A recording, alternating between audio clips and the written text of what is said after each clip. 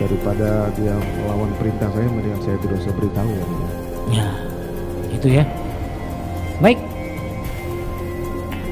Sampai kemudian ya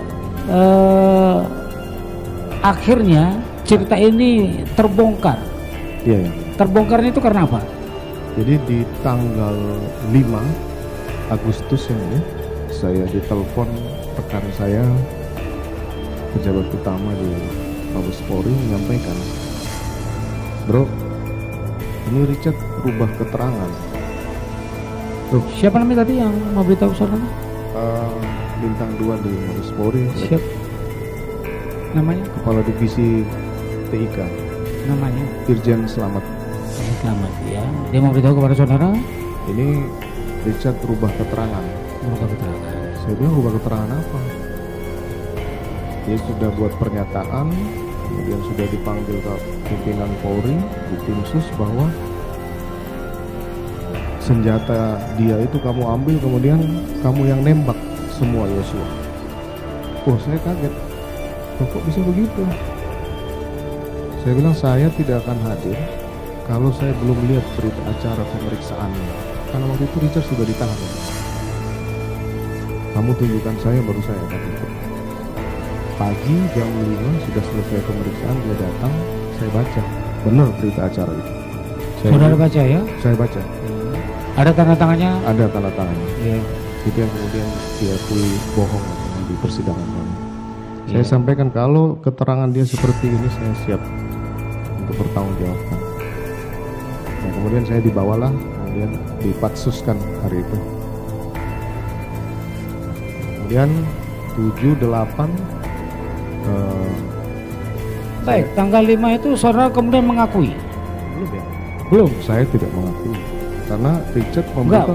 pertanyaannya mengakui bukan masalah penembakannya, tapi skenario cerita itu Belum saya. tentang pelecehan. Belum. Saudara akui? Belum. Kapan saudara akui itu? Tanggal 8 ya. Tanggal 8 Agustus. 8 Agustus. 3 hari setelah itu. 3 hari setelah itu. Apa yang menyebabkan saudara mengakui? Karena waktu itu di Timsus menyampaikan bahwa semua akan kita jadikan tersangka Semua akan kita jadikan tersangka. di rumah Duren 3. Siapa aja itu? Istri saya, kemudian Ricky, Kuat, Richard, dan saya. Istrimu akan kita bantu, yang penting kamu ngomong sebenarnya. Nah, saya nggak kuat, Gitu ya. jadi saya. Jadi sebenarnya cuma 5 ya yang 5. akan dijadikan tersangka begitu ya. Iya ya, ya. Yang lainnya? Nih mereka Nggak ada ya. nggak tahu saudara. Nggak tahu setelah Kenapa itu. kemudian jadi tersangka saudara nggak tahu? Ya karena dianggap mereka semua tahu skenario itu. Begitu ya. Baik. Saudara mengaku itu di tanggal 8. Pada saat apa itu saudara mengaku di tanggal 8? Diperiksa. Apakah saudara pada waktu itu akan sidang kode etika Belum atau ya. belum? Belum ya. Belum ya. Waktu itu tim sus dipimpin Wakapolri. Ya. Kemudian saya berikan penjelasan keseluruhan. Karena Di tanggal 8 itu. saya pikir istri saya tidak akan dijadikan tersangka karena dia kan tidak tahu apa-apa dan korban. Ya. Tapi kemudian seperti ini ya, saya pasti merasa bersalah. Ya, baik. Kemudian ini yang tadi saudara sebutkan bahwa 5 orang kemudian mereka sudah mengakui. Apakah saudara sempat bertemu dengan Baradae Saya tidak dari pernah, tanggal 5 sampai 8? tidak pernah. Tidak pernah. Kapan saudara kemudian baru bertemu dengan Baradae? Pada saat konfrontir itu pun lewat Zoom. Tanggal berapa? Saya lupa ya, Berapa hari setelah dari tanggal 8? seminggu atau 2 minggu. Seminggu. Apakah saudara pertanyakan tentang pengakuan dia bahwa saudara yang menembak seluruhnya kepada Baradae? Waktu itu dia rubah lagi keterangannya bahwa dia menembak 4 kali, 3 kali dulu, saya 2 kali, yang terakhir 4 kali sekali. Berapa itu? Maksudnya 3, 4? beberapa kali perubahan. Oh, berubah-ubah. Saya nembak, dia nembak 3 kali, saya 2 kali, kemudian yang terakhir sampai dengan persidangan kemarin dia nembak 4 kali, saya sekali. Gitu. Ya saya tetap menyampaikan dalam persidangan saya tidak pernah menembak. Soalnya tidak menembak ya. Ya. Oh, nanti dipertanyakan. Iya, yang mulia. Kemudian saya juga melaporkan bahwa di tanggal 8 itu saya hubungi istri saya. Mah, kamu datang ke Makobrimob. Ini sudah ada jaminan kamu tidak jadi tersangka. Kamu ceritakan peristiwa kamu dari Makobrimob. Kemudian Kuat Ma'ruf itu belum mengakui tanggal 8. Terus ini sudah jadi tersangka. Saya telepon, Kuat, Bapak udah ngaku, kamu ceritain sebenarnya aja kejadian itu. Ferdy Sambo ternyata mengakui skenario bohong soal kematian Brigadir Yosua Huta Barat alias Brigadir J seusai terbujuk rayuan tim khusus bentukan Kapolri Jenderal Listio Sigit Prabowo.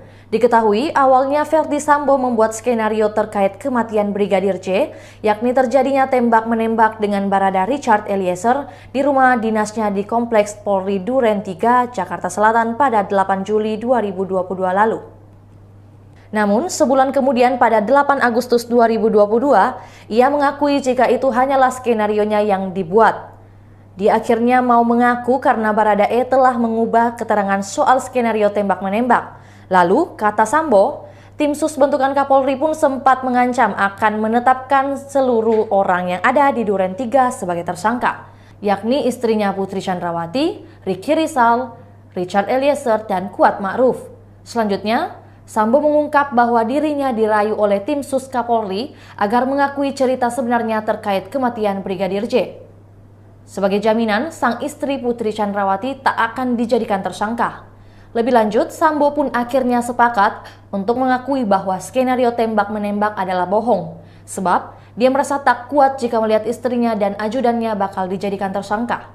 Sebagai informasi, tim khusus penyidikan kasus kematian Brigadir J dibentuk Kapolri Jenderal Listio Sigit Prabowo pada Selasa 12 Juli 2022 lalu. Tim sus itu dibentuk 1 hari setelah insiden kematian Brigadir J di rumah dinas Sambo. Adapun tim sus itu dipimpin Wakapolri Komjen Gatot Edi Pramono yang terdiri dari Irwasum Komjen Agung Budi Marioto, Kabareskrim Komjen Agus Adrianto, serta AS SDM Asisten SDM Irjen Wahyu Widada.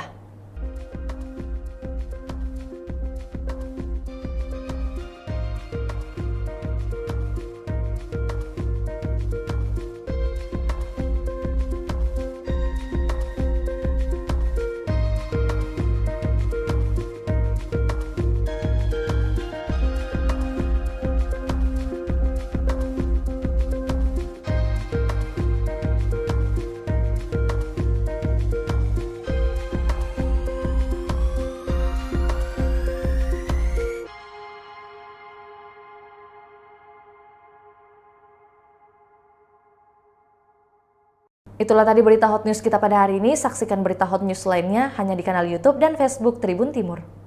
Terima kasih sudah nonton. Jangan lupa like, subscribe, dan share ya.